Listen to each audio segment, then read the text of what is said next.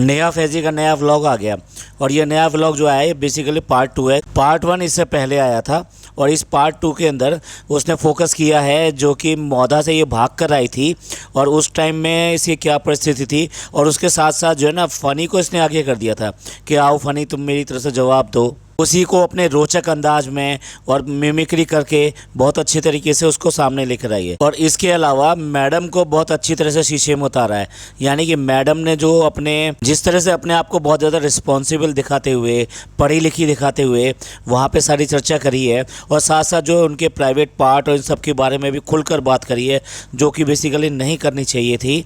तो ये सब के बारे में तरीके से उसने जो उसकी क्लास ली है मैडम की। तो चलिए बताएंगे कहाँ कहाँ उसने निशाना लगाया और कहाँ निशाना ठीक लगा। आज की चर्चा में आपका स्वागत है। जो लोग चैनल पर नए आए हैं तो उस चैनल को सब्सक्राइब कर लें और बेल आइकन भी दबा दें, जिससे कि आने वाली वीडियो की इन्फॉर्मेशन आपको टाइम से मिल जाए। अब देखिए किस तरीके से वो इनकी पोल पट्टी खोलती है। तो सबसे पहले जो इसको आगे कर देती है, फ़नी आओ तुम ही बताओ, मैं नहीं बताऊँगी। और वो कह रहा है कि आओ आओ मैं तुम्हें शूट कर देता हूँ। और उसके बाद में वो शुरू हो जाते हैं कि भाई ये क्या तरीका हुआ, तुम कुछ भी बोल देते हो कि वहाँ से भाग आई, ये कर आई। भाई काम के सिलसिले में आए हैं हम, सबके काम होते हैं, सबके बिजनेस होते हैं, और ये क्या कि घर जमाई है ये सब है।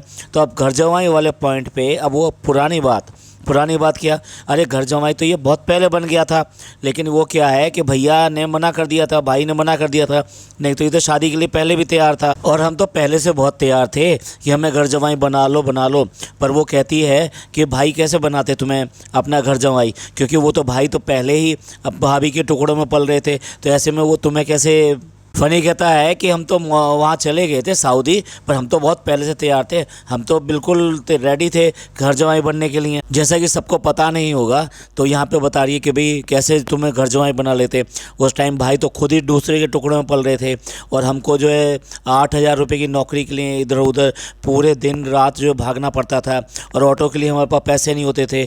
पैसे भी हम जो भाई से और भाभी से लिया करते थे, रिचार्ज के लिए भी पैसे नहीं होते थे हमारे पास। फ़नी कहता है कि तुम हमको क्या ऐसे बेकार से और ऐसा बोलते रहते हो, हम क्या है 500-500 के नोट बांटते रहते हैं। आपने देखा होगा ना व्लॉग में कि हम 500-500 के नोट बांटते रहते हैं।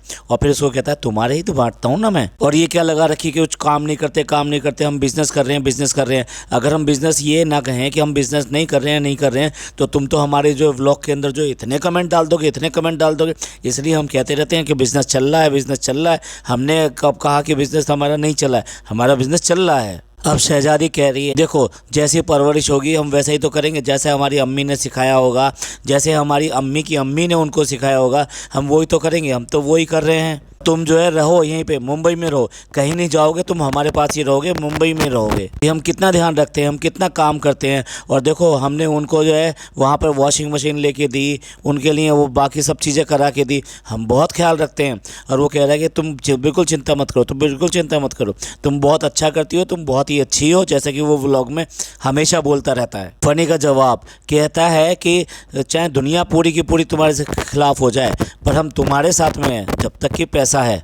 और वो कह रही है कि आपको पता नहीं है, हमें बहुत फ़िक्र है, बहुत घबराहट है, हमें बहुत ही ज़्यादा चिंता होती है, हमें बहुत ज़्यादा दुख होता है। हमारी ज़िंदगी में ऐसा नहीं है, आप जो देख रहे हो कि सब अच्छा है, सब हमारे रिश्ते बहुत अच्छे हैं जैसा कि दिखाते हैं, है ना। तो वो कह रही है कि हमारे रिश्ते बहुत अच्छे हैं, सब कुछ अच्छा है, ऐसा नहीं है। हमारी ज़िंदगी में भी बहुत ज़्यादा दुख है, और दुख जो है हमारे पास और किसी चीज़ का नहीं है, सिर्फ कंपटीशन का ही दुख है हमारे पास। और वो कहता है कि तुम बहुत दुख में रहती हैं, बहुत फिक्र में रहती हैं और सारे कमेंट पढ़ती रहती है। तुम क्या है सबके व्लॉग के नीचे लिखते रहते हो, ये करते रहते हो। और रेडिट वालों ने तो बिल्कुल हद कर रखी है, वो भी आके पता नहीं क्या क्या कर देते हैं। और मैं उन सबको जो है ऐसी पीक मारूंगा कि वो जो है पता नहीं कहाँ तक जाएगी।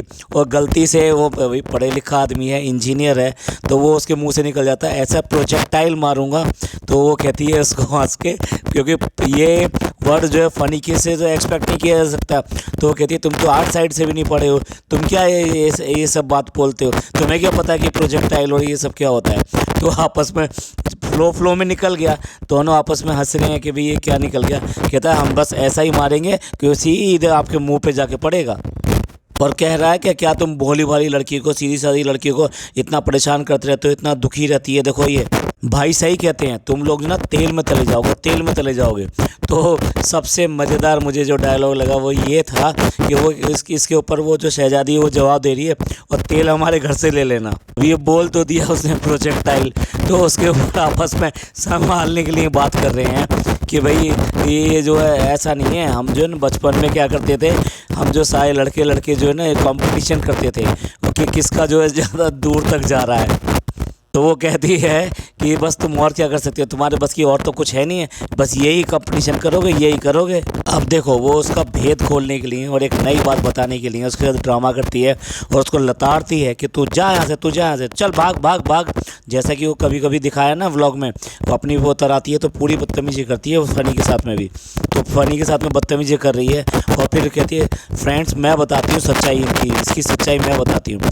जो अम्मा ने जो मुझे दिया था, ईयरिंग दिए थे, उसके लिए भी 10,000 रुपये मुझसे ले लिए, मुझसे लेके 10,000 रुपये वो ईयरिंग दी। ये बात का खुलासा वो इस तरीके से कर रही है क्योंकि वो उसके गांव से या कह लीजिए मौदा से पूरी तरह से कनेक्टेड है।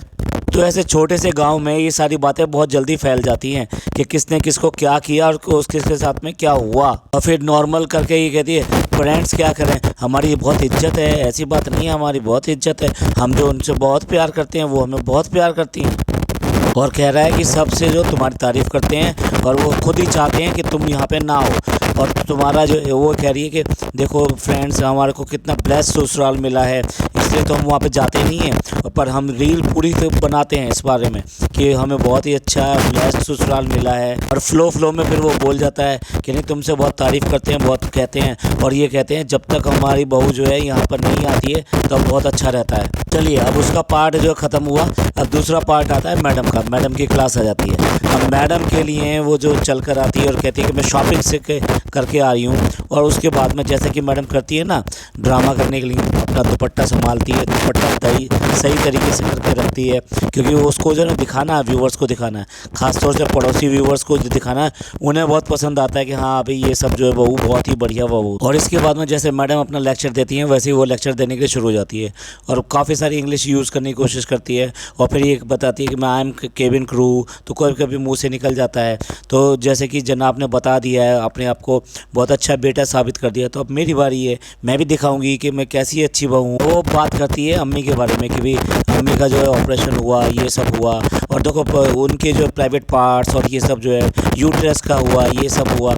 और उसके बाद में वो स्पेशली फोकस करती है उनके इस बातों के ऊपर कि प्राइवेट पार्ट की बात कर रहे हैं और खुलकर बात कर रहे हैं। और प्राइवेट पार्ट क्या होता है, आपको क्या मतलब, किसी के प्राइवेट पार्ट क्या होते हैं, क्या होता है। तो वो लताड़ रही है इस बात के ऊपर कि किस तरह से इन्होंने खुलकर जो है प्राइवेट पार्ट के बारे में बात करी, और बिल्कुल सेंस नहीं है बिल्कुल कि किस तरह से ये जो है इतना डिटेल में कौन बताता है। और उसके बाद में अपने आप के ऊपर फोकस करती है कि आई एम द डिसेंट और एजुकेटेड गर्ल, और इस फैमिली में कोई है नहीं, तो I am the educated girl, तो मुझे इंग्लिश बोलनी आती है, that's why I am talking in English, जो कि मेरे हस्बैंड और शहजादी को बोलनी नहीं आती है। और मैं वहीं पर इंग्लिश बोलती हूँ जहाँ पे कि लोग बाग इंग्लिश जो समझ नहीं पाते हैं, इसलिए वहाँ पे बोलना, जैसे मौधा हो गया, ऐसी जगह में इंग्लिश बोलती हूँ क्योंकि वहाँ इंग्लिश बोल नहीं पाते, तो वहाँ कंफर्टेबल लगता है, अच्छा लगता है।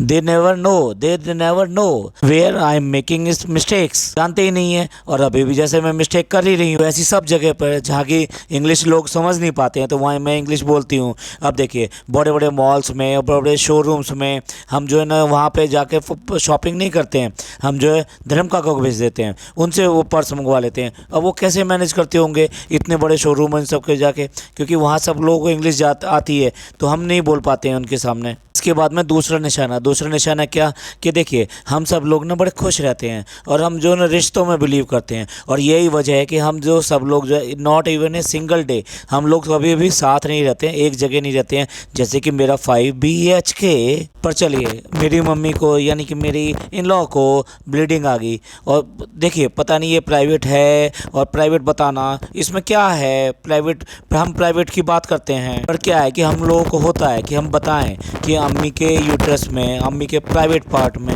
हम बताएं इन सब में क्या प्रॉब्लम चल रही है, और हम जो है उनका ट्रीटमेंट करवाएं, हम अपने खर्चे पे करवाएं, being a best sun and best daughter in law. और पहले तो हम जो है ना प्राइवेट लाइफ के बारे में व्लॉग बना बना के अपने घर चला रहे थे, पर अब क्या है, प्राइवेट लाइफ के भी प्राइवेट पार्टों में हम घुस गए हैं। कुल मिला के उसने निशाना साधा है कि जिस तरह से इन्होंने अम्मी के प्राइवेट पार्टों के बारे में बात करके पूरा पैसा कमाने की कोशिश करी है, गंदा है, गलत है, ख़राब है।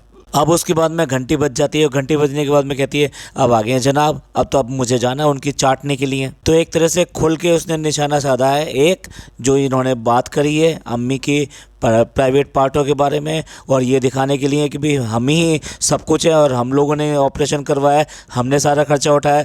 और दूसरा जो मौधा में वो कांड करके आई थी, उसके बाद में जो फ़नी ने आके जो क्लास लेने की कोशिश करी थी उसका मजाक उड़ाया। साथ साथ यहाँ पे ये भी बताने की कोशिश करी है कि सास को जो दिए गए थे पैसे, उसी में उसने ईयरिंग लेकर उसको दी है। चलिए एंड करते हैं। ये पॉडकास्ट आपको कैसा लगा? अच्छा लगा हो तो प्लीज़ लाइक कीजिए, सब्सक्राइब कीजिए और शेयर कीजिए।